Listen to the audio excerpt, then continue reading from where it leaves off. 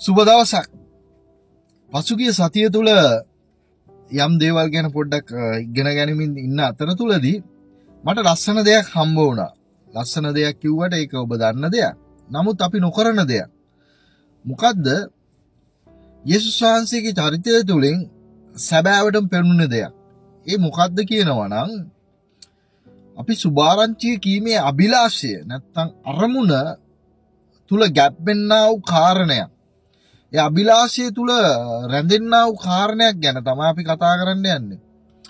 අපි යම් පුද්ගලයෙක්ට දෙවියන් වහන්සේ ගැන කතා කරනකොට දෙවියන් වහන්සේ ගැන කියනවාට හරි සුභාරංචිය බෙදා ගන්නකොට එම පුද්ගලයාත් එක්ක අසුරක් පවත්වනකොට ඒ පුද්ගලයාව අපි මූලික අරමුණ විය යුත්තේ දෙවියන් වහන්සේ වෙතට ළඟා කිරීම මිස අප වෙතට ළඟා කර ගැනීම නෙමෙයි.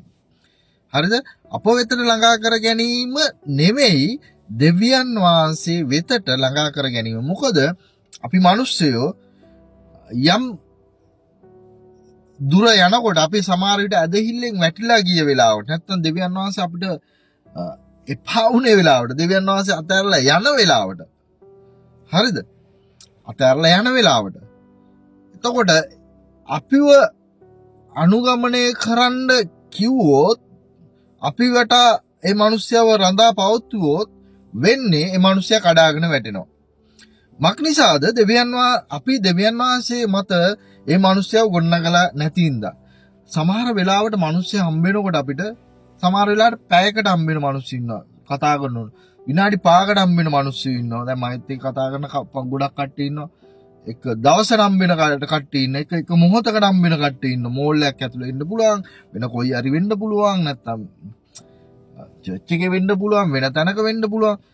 කොහේ වුණත් ඒ මිනිස්යාව ඒ මොහොතේ තුල ඒ මිනිස්යාට තියෙන ගැටලුවත් එක්ක ඒ මිනිස්යාට හම්බ වෙන කතාබහත් එක්ක අපි හැම වෙලේම ફોකස් එකක් දිය යුතු වන්නේ යේසුස් වහන්සේ වෙතට ඒ මිනිස්යාව නැඹුරු කරගන්න.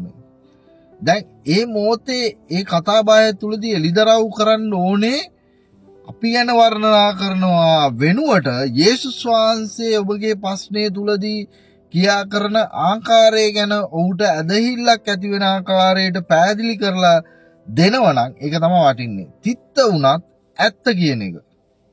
තිත්ත වුණත් ඇත්ත කියන එක. මොකද ඒක ආත්මයට යම් දවසක බලපෑමක් ඇති කරනවා. ඒකයි මම කියන්නේ ඔබට යම් පුද්ගලයෙක් ඔබ ඇසුරු කරනකොට ඔබ කතා කරනකොට ඔහුව ගොඩනගන්න ඔබට වගකීමක් තියෙනවා. ඔහුව ගොඩනගන්න ඔබට වගකීමක් තියෙනවා. ඒ හින්දා මේ යේසුස් වහන්සේ තුල යම් කෙනෙක් ගොඩනගන්න උත්සාහ කරනවා නම් ඔහුට පහරම් වෙන ප්‍රමාණය වැඩි. නමුත් තමන් කෙරේ යම් ප්‍රමාණයක උත්සාහ තමන් ගොඩනගාගෙන මිනිස්යන්ව ගොඩනගාගෙන තමන් වටා මිනිස්යන්ව බේස් එකක් හදාගන්න යනවා නම් එතනදී තමන්ට වල කපා ගැනීමක් තමන් කරගන්නවා. ඒක මම දැකලා තියෙන දෙයක්. මේ S2ට මම මේ පංච ඉන්ද්‍රියට ගෝචරය වුණ දෙයක් තමයි මම මේ කතා කරන්නේ. මොකද යේ දෙවියන් වහන්සේ කියලා නෑ කවදාකවත් අපි වටා මිනිස්යන්ව බැඳ තබා ගන්න කියලා. දෙවියන් වහන්සේ කියලා තින්නේ දෙවියන් යේසුස් වහන්සේ නැත්තම් යේසුස් වහන්සේ මත මිනිස්යන්ව ගොඩනගන්න ඕනේ. වචනේ මත මිනිස්යන් ගොඩනගන්න ඕනේ.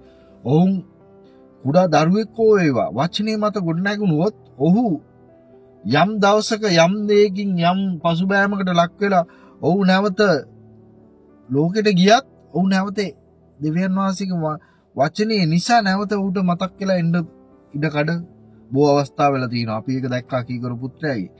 මම ඒ හින්දා ඔබට යම් දෙයක් කියන්නට කැමතියි. දෙවියන් වහන්සේ තුල අපි ගොඩනගන්න ඕනේ මිනිස්යන්ව දෙවියන් වහන්සේ තුල මිසක් අපි තුල නෙමෙයි. දෙවියන් පවුල්තුමා එක තැනකදී කියන පවුල්තුමා කියනවා අර අපොලොස්ගේ කතන්දරයේදී පවුල්තුමා කතා කරලා කියන ඔව්වට නෙමෙයි ගොඩනගෙන්න ඕනේ. දෙවියන් වහන්සේ තමයි මූල බීජය වෙන්න ඕනේ. ඒ හින්දා තමන් මිනිස්සුયો රැස් කරගන්නේ අරමුණ තමන්ව කවර් කර ගැනීමටද තමන් ගොඩනගා ගන්නද නැත්තම් තමන්ගේ චේතනාව මොකද්ද වෙන්න ඕනේ? දෙවියන් වහන්සේ තුල මේ මිනිස්සයව ගොඩනගලා මගේ ගැන මේ මිනිස්සයා මොකක් හිතුවත් වැඩක් නැහැ. මං දෙවියන් වහන්සේ තුල මේ මිනිස්සයව ගොඩනගන ඒ හම්බෙන විනාඩි 5 ඒ හම්බෙන විනාඩි 10 ඒ හම්බෙන ප්‍රමාණයේදී වල්පල් දොඩවන්නේ නැතුව දෙවියන් වහන්සේ තුල ඇදහිල්ල ඇති වෙන ආකාරයේ දෙයක් මිනිස්යන් ගොඩනැගීම අවශ්‍ය වෙනවා. දැන් මේක ටිකක් අපේට අමාරු දෙයක්. ඒක පුරුදු වෙන්න ඕන දෙයක්. දැන් ඒක පුරුදු වෙන්නේ කොහොමද? ඒක මම ඔබට කියන්න ඒක පුරුදු වෙන්නේ ඔටෝ එන්නේ කොහොමද කියලා. ඔටෝ එන්නේ ඔබ දෙවියන් වහන්සේ තුල අධ්‍යයනය කරන්න ඕනේ. බයිබලේ කියවන්න ඕනේ. ඒකට නැඹුරුතාවයක් දකින්න ඕනේ. බයිබලයේ තිබෙන ආශ්‍රය තිබුණ පොත්පත් කියවන්න ඕනේ. ඒ පොත්පත් කියවනකොට ඒ තුල ඔබ ඉගෙන ගන්න දේවල් ඔබ ඇතුළට දාගන්න දේවල් ඔබ මුකෙන් පිට වෙනවා. උදාහරණයක් මම පෙන්නන්න. දැන් මෙතන තියෙනවා මේ වගේ පොත් ගොඩක් තියෙනවා. හරිද? මේ වගේ පොත් ගොඩක් තියෙනවා. දැන් මේ වගේ පොත් ඔබ කියවන්න ඕනේ. මේවා කියවන්න ඕනේ. මේවා කියවන්න ඕනේ. දැන් මේවා කියවුවම මොකද වෙන්නේ? මේවල තියෙන දේවල් තමයි ඇතුළට ඔබ දාගන්නවා. දෙවියන් වහන්සේ වචනේ දාගන්න. දාගත්තම ඔබ ඇතුළට දාගන්න දේ ඔබ එළියෙන් ඔබට හිර කරගෙන ඉන්න බෑ. ඒ ඉන්න ඔබ මොනවාද කරන්නේ? ඇතුළේ හිර කරගෙන ඉන්න බැරි ඉන්න ඔබ එළියට පිට කරනවා. දැන් ඒක තමයි වෙන්න ඕනේ. ඒක තමයි දෙවියන් වහන්සේගේ වචනේ තුල වෙන්න ඕනේ.